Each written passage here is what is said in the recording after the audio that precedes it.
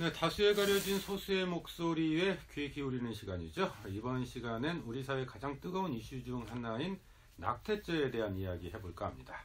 낙태를 허용할 것이냐 말 것이냐, 낙태는 죄인가 아닌가, 찬반 장면이 뜨거운데요. 당사자인 여성들은 이 문제 어떻게 느끼고 있을까요?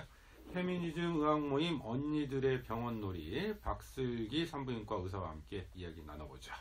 선생님 어서 오세요.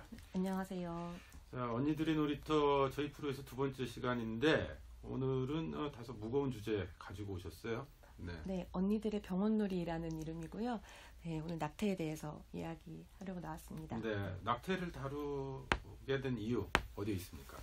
방금 소개해 주신 것처럼 굉장히 좀 이슈가 됐던 문제죠. 그런데 오히려 그 국민청원 이후에 그 조국 민정수석께서 발표를 하신 이후로 약간 논의가 좀 진정된 국면이 있어요. 하지만 저희가 느끼기에는 전혀 해결된 바는 없다. 그래서 이 논의를 이렇게 다시 한번 정말 여성들이 어떤 문제를 느끼고 있는지 다시 한번 이야기하기 위해서 이번에 콘서트를 기획했습니다. 네, 선생님 산부인과 의사시잖아요. 네네. 네, 일단 낙태에 대해서는 개인적으로 어떤 입장이세요? 낙태 자체라기보다 낙태가 죄인가에 대한 문제인데요. 낙태를 죄라고 말하는 것은 일단 폐지되어야 하겠다. 낙태죄로 처벌받는 것은 폐지되어야 하겠다 하는 의견이고, 무엇보다 의사로서 여성들이 건강한 상태에서 또 건강권을 보장받고 자신의 삶을 충분히 선택할 수 있는 기회가 주어져야겠다라고 생각됩니다. 네, 일단 낙태 자체에 대해서 뭐 찬반 여부보다는 낙태죄 네. 여부에 대해서는 반대 입장이 있다. 네. 네. 사실 이제 낙태죄 이게 우리나라에서는 법으로 금지되어 있잖아요. 네, 그렇죠. 네, 낙태를 할 경우에 어떤 처벌을 받게 되어 있습니까? 형법에 명시가 돼 있고요. 또 일반 뭐 모자고 보건법이라던가 뭐 보건법이란 다른 법이 아니라 형법이라고 하는 게 중요한 것 같아요. 잘 아시는 것처럼 형법은 처벌을 하기 위한 법이잖아요. 형법 제269조에 부녀가 약물 및 기타 방법으로 낙태한 때에는 1년 이하의 징역 그리고 200만 원 이하 벌금형에 처한다라고 명시되어 있고요. 의사 역시 낙태를 하면 2년 이하의 징역에 처할 수 있다라고 명시되어 있습니다. 형법에 관련한 규정들이 되어 있다. 네. 네. 사실만 이제 과거에는 하나만 낳고 잘 살자 뭐 이런 구호가 나왔을 정도로 네. 낙태를 눈 감아주는 사회적 분위기가 좀 있었잖아요. 그렇죠. 이 낙태법은 1953년에 제정이 되었다고 해요. 그 이후로 우리나라는 쭉 낙태를 금지하는 국가였는데요. 그럼에도 불구하고 많은 분들이 기억하시는 것처럼 5, 60년대에는 애 안 낳는 게 애국이다. 그래서 출산율을 줄이기 위해서 굉장히 국가 주도의 정책을 폈고, 소위 낙태버스라고 하는 낙태 시술을 도와주는 버스가 정부 주도로 각 마을을 돌아다녔을 만큼 국가에서 낙태를 장려하기도 했죠. 그렇지만 저출산 시대에 접어들면서 갑작스럽게 이제는 낙태가 금지가 된다, 낙태는 살인이다라는 것들이 이야기되면서 여전히 그 시대나 지금 시대에나 여성의 몸을 국가의 어떤 도구로 통제하려는 목적이 아니냐라는 비판이 뜨겁게 있습니다. 네. 사실 뭐 지금 이 순간에도 낙태가 좀 이루어지고 있다고 그래요. 네. 한 해 몇 건 정도 낙태가 시행되는지 관련 통계가 좀 있을까요? 네, 여전히 불법이기 때문에 정확한 통계는 알 수는 없지만 보건복지부에서 얘기한 거에 따르면 2005년에는 34만 건 정도로 추정이 되고 한 해예요. 그리고 2010년에는 한 16만 건 정도로 줄어들었다라고 발표했지만 작년 11월에 또 박명배 교수님이 그 추측한 통계에 의하면 연간 50만 건 이상으로 추정이 되고 지난 9년간 변함이 없다. 언제나 같은 건수가 이루어지고 있다라는 연구도 있습니다. 네. 한 해 34만 건, 40만 건, 이거 네, 엄청난 숫자예요. 그렇죠. 네. 일단 이 부분은 뭐 낙태죄를 처벌할 거냐 말 거냐라고 하는 부분과 네. 또 낙태에 대한 또 판단 네. 나누어서 좀 접근해 볼 필요는 있는 것 같아요. 네, 그렇습니다. 일단 첫 번째로 낙태죄, 이게 엄연히 불법으로 되어 있는 네. 이런 현실에 대해서 낙태를 죄로 규정하고 있는 부분에 대해서 짚어봐야 될 것 같은데 네. 여기에는 어떤 함의가 있을까요? 가장 먼저 죄라고 하면, 일단 죄를 지었다고 하면 사람이 죄책감이 들잖아요. 그런데 앞서 잠깐 말씀드린 것처럼 국가에서 낙태를 주도했던 그런 시기에는 누구나 이런 경험을 공유할 수 있었고, 이런 것이 누구나 그 공유되는 거기 때문에 나의 잘못이라고 느껴지지 않았던 부분이죠. 그래서 똑같은 시술을 받고 똑같은 결과를 가졌지만 여성들의 마음속에 그것이 어떤 평생에 걸친 트라우마라던가 그런 죄책감을 가진 상처로 기억되지 않지만 최근에는 이것을 계속해서 살인이다 죄라고 해서 죄를 더 씌우고 있기 때문에 여성들이 그 건강 이상으로 굉장히 심리적인 상처를 많이 받고 있다고 할 수 있겠습니다. 또 하나 굉장히 중요한 부분은 이제 많은 여성단체들이 굉장히 실제 사례로서 지적하고 있는 부분인데요. 이것이 법으로서 죄라고 명시됨으로 있어서 실제로 협박의 도구가 되고 있어요. 사실은 이제 그 낙태를 하려면 헌법상 이렇게 그 몇 가지 한정된 예외 조항에서도 반드시 남편이나 남자친구, 배우자의 동의가 필요한데요. 이런 것을 빌미로 해서 그 남성들이 나중에 이별한 이후에 앙심을 품어서 고소하겠다 협박을 하거나 아니면 실제 이혼 소송 사례에서 자기가 불리해졌을 때 너 낙태했잖아, 내가 고소할 거야 라고 협박을 하고 심지어 의사에게도 본인이 부탁해서 시술을 했음에도 불구하고 내가 당신을 고소하겠다라고 해서 돈을 뜯어내는 이런 사례들이 적지 않게 계속 보고되고 있는 상황입니다. 그러니까 낙태는 죄다. 이건 낙태는 네. 잘못된 것이다. 네. 그렇기 때문에 거기에 대한 낙태하는 여자에 대한 사회적 시선 이것도 곱지만 않아요. 그렇죠. 네. 이게 굉장히 여성들이 감당하기 힘든 부분인데요. 사실은 뭐 이렇게 방송에서 얘기하기 적합하지 않은 단어일 수 있지만 뭐 걸레다, 창녀다 이런 여성들에게 따라다니는 혐오적인 그 단어들이 굉장히 쉽게 발언되고 있고, 그리고 기본적으로 낙태를 반대하는 진영에서 이야기하는 것은 낙태를 성윤리적인 차원으로 보고 있어요. 일단은 여자들이 문란하고 성적으로 되게 타락했고 쾌락을 즐기지만 자기가 책임지지 않는다라는 식의 성윤리 논리로 몰고 가고 있고요. 이것은 또 명백하게 여성 혼자서 성관계를 하고 여성 혼자 임신을 하는 것이 아님에도 불구하고 여성에게만 더 씌워주는 편견이라고 할 수 있죠. 또 여성에게만 낙태의 책임을 전가하는 굉장히 혐오적인 인식이라고 볼 수 있고요. 또 하나 여성들이 삶에 있어서 어떤 선택을 하는가, 왜 낙태를 선택할 수밖에 없는 그 맥락이 전혀 고려되지 않고 삭제된 채로 여성들은 무책임하고 이기적이고 자신의 삶만 위해서 태아를 굉장히 쉽게 낙태할 수 있다라는 이 삶의 문제를 삭제한 그런 여성 존재라는 인식에 대한 편견이 계속해서 이 낙태의 죄를 이야기할 때 반복되는 문제인 것 같습니다. 네. 그런 편견들, 그런 왜곡들이 사실은 이제 낙태를 죄로 규정하고 있는 네. 이런 것과 연관되어 있다. 네, 그렇죠. 네, 이런 설명이신 것 같아요. 네. 근데 사실 이제 우리가 따져봐야 될 게 왜 그러면 그 여성들의 경우 어떤 경우에 낙태를 선택을 하는가 이런 것들도 좀 살펴봐야 되잖아요. 그렇죠. 사실은 굉장히 쉬우면서도 어려운 질문이신데요. 왜냐하면 모든 여성이 같은 이유가 아니고 그 각 여성들이 자신의 삶에 대해서 굉장히 치열하게 고민한 선택이기 때문에 1000만 개의 사례가 있다라고 하면 1000만 개의 이유가 있을 것이다라는 생각은 들어요. 그렇지만 일반적으로 얘기할 수 있는 것들에 대해서는 일단은 이제 비혼 여성에 있어서 그 비혼인 채로 애를 낳았을 때 사회적인 편견이라던가 이 남자와 결혼을 하고 계속 삶을 같이 할 수 없었을 때 어쩔 수 없는 선택이라던가, 그리고 또 기혼 여성에 있어서도 이렇게 특히 양육 비용의 문제, 그리고 둘째, 셋째 이렇게 이후에 키우는 문제, 그리고 뭐 본인의 이제 경력이나 경력 단절 문제가 되고 있는 이런 것들의 문제, 그리고 또 분명하게 짚고 넘어가야 할 것은 과거에도 그랬고 지금에도 그랬고 여전히 낙태에 있어서 굉장히 많은 비율이 기혼 여성에게 있어서 특히 성관별 때문에 일어나고 있다라고 하는 거죠. 네. 이 자체가 우리 사회가 낙태를 조장하고 있다는 책임을 비껴갈 수 없다라는 생각입니다. 지금도 말씀하셨던 기혼 여성의 낙태 네. 이유로 네. 그러니까 아들 낳기에서 또는 네. 딸 낳기에서 네. 그런 이유로 낙태하는 경우가 아직도 그렇게 많아요?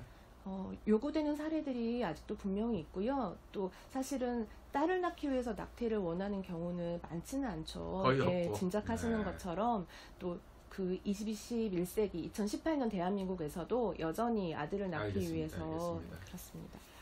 낙태를 이제 하게 될 경우에 사실 여성으로서는 후유증이 남는 것은 물론이고 뭐 트라우마를 겪는 경우도 많고요. 네. 그래서 또 한 가지 좀 짚어봐야 될 것이 이 낙태 시술이 안전한지 이 건강의 측면에서도 한번 짚어봐야 될 것 같아요. 네. 그 건강하게 그 충분한 의료적인 환경이 보장되는 상황에서 낙태 시술은 어찌됐건 의료 시술이기 때문에 안전하다고 볼 수 있지만 또 그 이후에 후유증이 남지 않는지 건강이 잘 회복되고 있는지 충분히 병원에서 진료를 받는다는 전제하에 안전할 수 있지만 사실은 이 불법으로 규정됨으로써 굉장히 많은 여성들이 불법 시술을 받게 되고 그로 인해서 건강권을 보장받지 못하는 현실이죠. 만약에 병원에서 시술을 받았는데 몸에 이상이 생겼다고 해도 병원에 가서 내가 이상이 있다라고 진료를 잘 받기 힘들고 병원이 아닌 음성적인 시술도 굉장히 횡행하고 있고 심지어 중국 같은 사실 의료가 안전하지 않은 나라에서 굉장히 불법적인 시술을 받다가 사망한 사례도 있었고요. 원정 시술까지 네, 이루어지고. 맞습니다. 네. 그런가 하면 임신 주기에 따라서 위험성도 동반해서 좀 커진다고 들었거든요. 네, 아무래도 굉장히 초기 주수에 가장 안전하다고 볼 수 있고요. 주수가 이제 자랄수록 그 모체가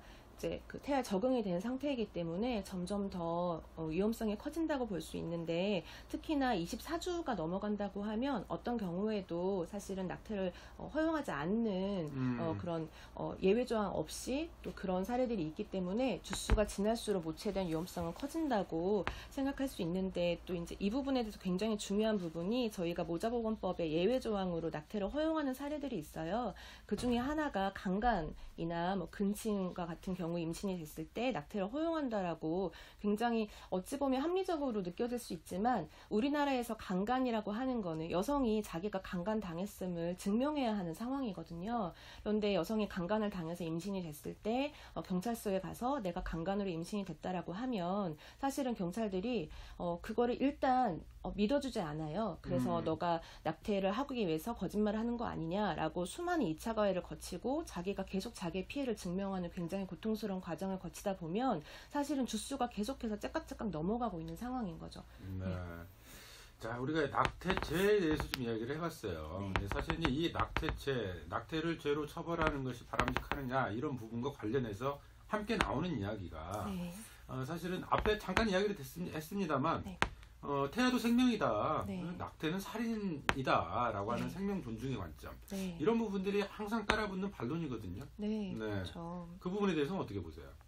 사실 그 태아의 생명권에 대해서 고려하지 않는 사람은 없을 거라고 생각해요. 어떤 낙태하는 여성도 그것에 대한 죄책감이 없지는 않을 거라고 생각하지만 중요한 건 이것이 굉장히 의도적으로 좀 조작되어 온 부분이 있다라고 하는 건데요. 저희가 흔히 그 학교에서 성교육할 때 배웠던 그 소위 소리 없는 비명이라고 하는 비디오를 기억하실지 모르겠는데 이제 낙태 시술을 하려고 하면 태아가 소리 없이 입을 뻐끔뻐끔 비명을 지르면서 도망다닌다라는 소위 영상이에요. 근데 이것이 굉장히 의도적으로 조작되어 이것은 거짓이다라는 것이 명백하게 드러났음에도 불구하고 여전히 우리나라에서도 낙태 성교육에 이런 비디오를 틀어주는 상황이고 이것은 어떤 구체적인 논의 없이 사실 이것이 죄라는 것을 계속해서 더 씌우기 위한 의도이다라는 생각인 거죠. 저희가 생각하는 것은 물론 태아의 생명권이 너무나 소중하고 중요하지만 명백하게 지금 살아서 생을 누려야 하는 살아있는 여성들의 이야기가 삭제되고 그 여성들의 생명권은 존중되지 않는다라는 것이 너무 가슴 아픈 부분이고요.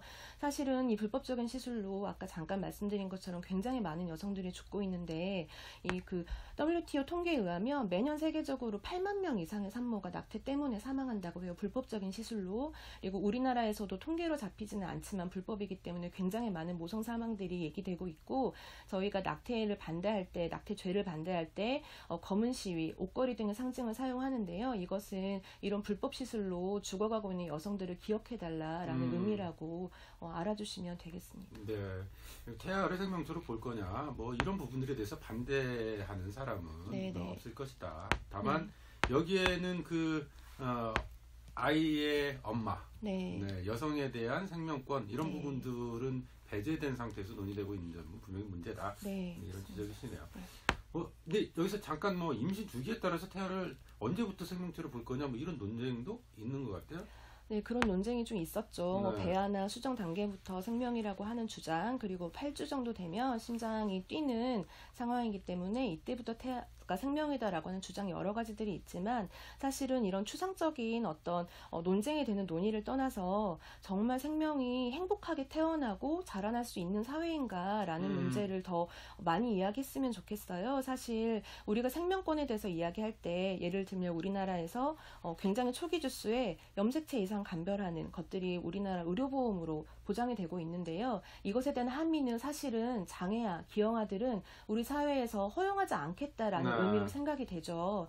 그리고 이런 장애아들의 생명에 대해서 우리가 논의하지 않고 생명권을 이야기하는 게 굉장히 좀 어불성설이다라는 생각이 드는 거고, 또 하나는 OECD 국가 중에서도 우리나라가 아동학대 1위, 영아유기 1위, 여전히 해외 입양 1위, 이런 상황에서 단순히 낳으라고만 할 거냐, 왜 이런 아이들이 살아갈 수 없느냐에 대한 논의가 먼저 필요하다라고 생각합니다. 그리고 그 신학자나 생명윤리학자들이 최근에 115명 선생님들이 같이 성명서를 발표하셔서 낙태가 생명윤리적으로 문제가 있다는 것은 법으로 이것을 처벌하는 것과는 다른 문제다라고 오히려 낙태죄 폐지를 지지하는 입장을 보여주셨어요. 이것도 중요한 부분이 아닐까 생각합니다. 결국 그게 맞서는 문제는 아니에요. 그러니까 태아를 낙태 생명 존중의 관점, 생명의 관점에서 접근한다고 하는 것과 낙태를 죄로 처벌하는 것과 이게 같은 차원에서 논의하는 것은 문제가 있다, 이런 지적이신데, 제가 뭐 어쨌든 오늘 성격상 반론을 충분히 좀 드려야 될 것 같아요.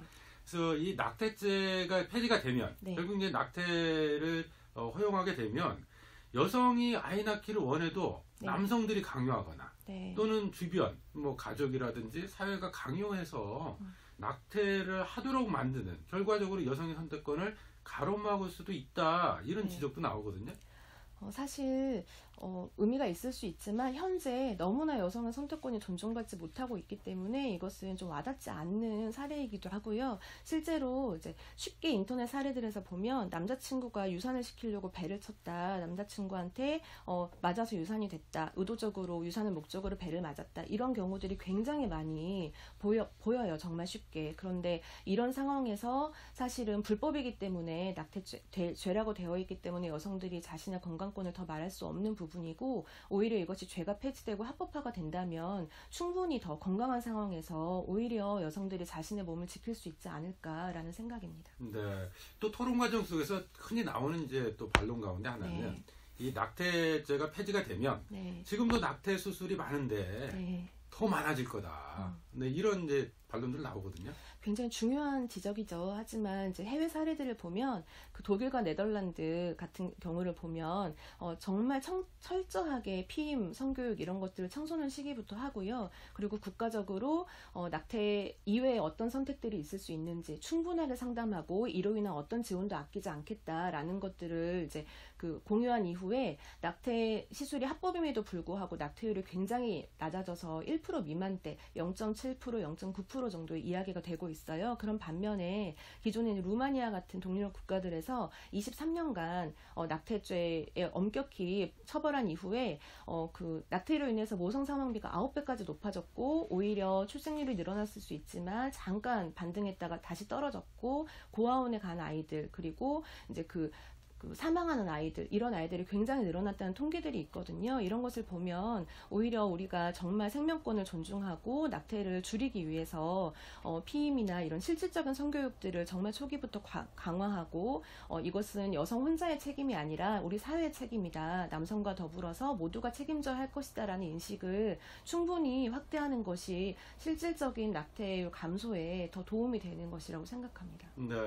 그러니까 오히려 피임 교육 확대하고 남성들의 책임을 강화하는 것, 이런 것들을 하면 낙태죄를 현행처럼 그냥 죄로 불법으로 유지해도 상관없는 거 아니냐라고 하는 반론에 대해서 낙태죄는 폐지하면서 동시에 그런 피임 교육 확대, 남성들의 사회적 책임을 강화하는 것, 이런 것들이 함께 수반이 돼야 된다. 그렇죠. 남성들뿐만이 아니라 사실은 낙태를 권하는 사회가 아닌가라는 생각이 들 정도로 우리 사회는 이제 출산율이 떨어지는 이유가 있다라고 이야기가 되죠. 하지만 왜 출산율이 떨어지는가에 대해서는 전혀 고려하지 않고 단순히 애를 낳아라, 그리고 뭐 육아 비용이라던가 소위 뭐 맘충, 노키즈돈, 이렇게 엄마들에 대한 모성 혐오라던가, 그리고 독박 육아, 뭐 경력 단절, 이런 많은 많은 것들을 삭제한 채로 단순히 아이를 낳지 않는 것은 이기적인 것이다. 이런 그 육아에 대한 모든 비용을 개인에게 떠넘기는 우리 사회, 그리고 여성의 몸을 통제함으로써 이런 단순히 해결을 보려는 어떤 인식, 이런 것들을 보면 오히려 육아에 대해서 충분히 지원하고 그 성평등 임금 정책이나 성평등 일자리 정책으로 인해서 비혼모나 또 남편과 공동 육아도 가능하고 여러 가지 이런 사회적 편견들이 없어짐으로 인해서 실제로 저출산을 극복하고 출산율이 반등되고 있는 유럽 국가들의 사례들이 충분히 지지되는 사례라고 생각됩니다. 네. 언니들의 병원놀이 오늘 낙태에 대한 이야기 해봤는데요. 뭐 다음번 모임도 계획하고 계신 거죠? 네, 그렇습니다. 네.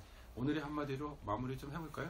낙태를 원해서 하는 여성은 단 한 명도 없다고 자신 있게 말씀드려요. 자신의 몸에 있어서 이런 일들이 일어나길 바라는 여성은 단 한 명도 없겠지만 이것은 여성들을 선택할 수 있는 마지막 비상구라는 것을 인식해 주셨으면 좋겠고, 이런 여성들이 정말 고통으로 내지르고 있는 비명에 귀를 기울이고 우리가 여성과 태아 모두 함께 모든 생명이 행복하게 살아갈 수 있는 사회를 만드는 고민이 지금부터 더 많이 이어졌으면 하고 진심으로 바랍니다. 네. 소수견 박슬기 산부인과 의사와 함께했습니다. 오늘 말씀 고맙습니다. 감사합니다. 네, 저도 여기서 인사드리죠. 함께해 주신 여러분 고맙습니다.